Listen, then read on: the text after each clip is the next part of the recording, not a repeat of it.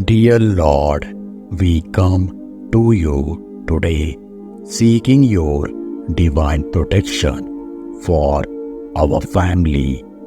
Guard us from all harm, both physical and spiritual, and keep us safe under the shadow of your wings.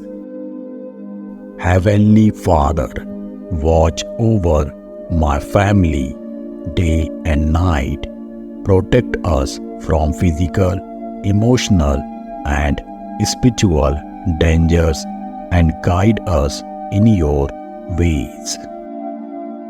Merciful Father, keep my family united in your love.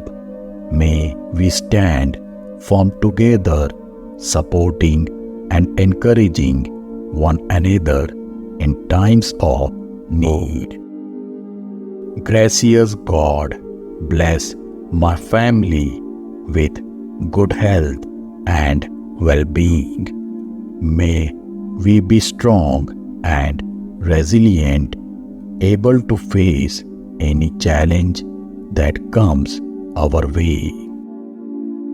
Divine Father, guide and direct my family in your perfect will. May we always walk in the path you have set before us, trusting in your leading.